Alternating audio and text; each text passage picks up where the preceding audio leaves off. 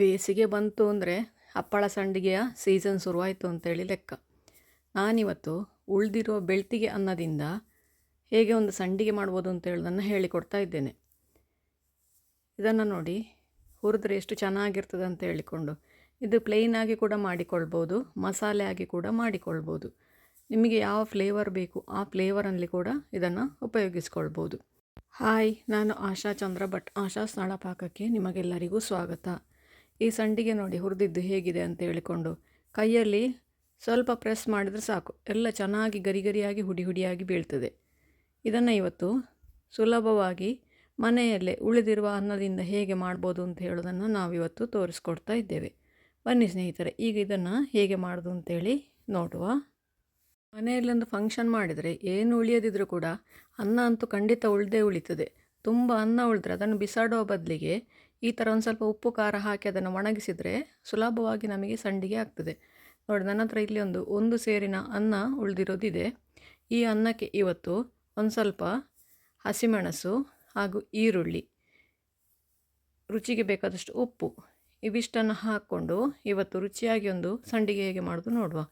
ಮೊದಲಿಗೆ ಇದನ್ನು ಮಿಕ್ಸಿ ಜಾರಿಗೆ ಹಾಕ್ಕೊಂಡು ತರಿಯಾಗಿ ಹುಡಿ ಮಾಡಿಕೊಳ್ತೇನೆ. ಅನ್ನದೊಟ್ಟಿಗೆ ಇದನ್ನು ರುಬ್ಬಿದರೆ ಇದು ಸಣ್ಣ ಆಗೋದಿಲ್ಲ. ಅದಕ್ಕೋಸ್ಕರ ಇದಕ್ಕೆ ಎಷ್ಟು ನೀರು ಬೇಕೋ ಅಷ್ಟು ನೀರು ಹಾಕ್ಕೊಂಡು ಎಷ್ಟು ಸಾಧ್ಯವೋ ಅಷ್ಟು ನುಣ್ಣಗೆ ಪೇಸ್ಟ್ ಮಾಡಿಕೊಳ್ತೇನೆ. ಈಗ ಇದಕ್ಕೇನೆ ಉಳಿದಿರುವ ಅನ್ನವನ್ನು ಹಾಕಿ ರುಬ್ಲಿಕ್ಕೆ ಎಷ್ಟು ನೀರು ಬೇಕು ಅಷ್ಟು ನೀರು ಸೇರಿಸ್ಕೊಳ್ಳಿ.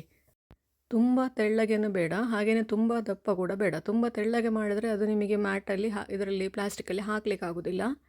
ಹಾಗೆಯೇ ತುಂಬ ದಪ್ಪ ಮಾಡಿದರೆ ಹಪ್ಪಳ ಒಡಿತದೆ. ನಾನಿವತ್ತು ಮಾಡಿರೋದು ಒಂದು ಸ್ವಲ್ಪ ಹಿಟ್ಟು ದಪ್ಪ ಆಯಿತು, ಹಾಗಾಗಿ ಸಂಡಿಗೆ ಎಲ್ಲ ಒಡೆದು ಹೋಗಿದೆ. ಅದು ಒಡೆದ್ರೂ ಏನು ತೊಂದರೆ ಏನಾಗೋದಿಲ್ಲ, ನಿಮಗೆ ತಿನ್ನಲಿಕ್ಕೆ ರುಚಿಯಲ್ಲಿ ಏನು ವ್ಯತ್ಯಾಸ ಬರೋದಿಲ್ಲ. ಹಾಗೆಯೇ ಹುರಿಲಿಕ್ಕೆ ಕೂಡ ಕಷ್ಟ ಆಗೋದಿಲ್ಲ ಅದನ್ನು. ಈಗ ನೋಡಿ, ಇದಕ್ಕೆ ನನಗೆ ಒಂದು ಸ್ವಲ್ಪ, ನಮ್ಮಲ್ಲಿ ಖಾರ ಒಂದು ಸ್ವಲ್ಪ ಜಾಸ್ತಿ, ಹಾಗಾಗಿ ನಾನು ಇದಕ್ಕೆ ಒಂದು ಸ್ವಲ್ಪ ಚಿಲ್ಲಿ ಫ್ಲೇಕ್ಸ್ ಸೇರಿಸ್ಕೊಳ್ತಾ ಇದ್ದೇನೆ.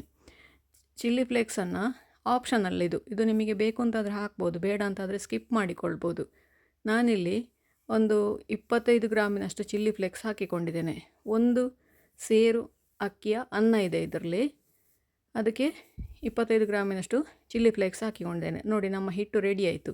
ಇದೊಂದು ಸ್ವಲ್ಪ ದಪ್ಪ ಆಗಿದೆ, ಇದನ್ನು ಇನ್ನೂ ಸ್ವಲ್ಪ ತೆಳ್ಳಗೆ ಮಾಡಿಕೊಳ್ಬೋದು. ಈ ಥರ ನೋಡಿ, ಪ್ಲಾಸ್ಟಿಕ್ಕಿನ ಮೇಲೆ ಹಾಕ್ಕೊಂಡು ಒಂದು ಸ್ವಲ್ಪ ಮೇಲಿಂದ ಸ್ಪ್ರೆಡ್ ಮಾಡಿದರೆ ಸಾಕು. ಆಮೇಲೆ ಇದನ್ನು 3 ರಿಂದ 4 ದಿವಸ ಬಿಸಿಲಿಗೆ, ಈಗಿನ ಬಿಸಿಲಿಗೆ 4 ದಿವಸ ಒಣಗಿಸಿದರೆ ಎಷ್ಟು ಸಹ ಸಾಕಾಗ್ತದೆ, ಅಷ್ಟು ಖಾರ ಇರ್ತದೆ ಈಗಿನ ಬಿಸಿಲು. ಹೀಗೆ ಮುದ್ದೆ ಮಾಡಿ ಕೂಡ ಹಾಗೆ ಬಿಡ್ಬೋದು. ಒಣಗಲಿಕ್ಕೆ ಒಂದು ಸ್ವಲ್ಪ ಟೈಮ್ ಜಾಸ್ತಿ ಬೇಕಾಗ್ತದೆ.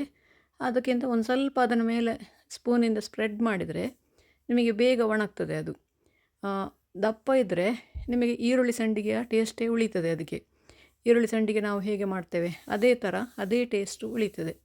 ಎಲ್ಲವನ್ನು ಕೂಡ ಇದೇ ಥರ ಪ್ಲಾಸ್ಟಿಕ್ಕಿನ ಮೇಲೆ ಹಾಕಿ ಅಥವಾ ಬಟ್ಟೆಯ ಮೇಲೆ ಹಾಕಿ, ಅಥವಾ ನಾವು ಮುಂಡಿ ಎಲೆ ಅಂತ ಹೇಳ್ತೇವೆ, ಮುಂಡಿ ಎಲೆ ಮೇಲೆ ಕೂಡ ಹಾಕಿಕೊಳ್ಬೋದು. ಹಾಕಿ ಈ ಥರ ಸ್ಪ್ರೆಡ್ ಮಾಡ್ತಾ ಹೋಗಿ. ಅದನ್ನು ತುಂಬ ತೆಳ್ಳಗೆ ಮಾಡಬೇಡಿ, ತೆಳ್ಳಗೆ ಮಾಡಿದರೆ ಪೂರ್ತಿಯಾಗಿ ಒಡೆದೋಗ್ತದೆ ಅದು. ಹಾಗಂತೇಳಿ ತುಂಬ ದಪ್ಪ ಕೂಡ ಇಡೋದು ಬೇಡ.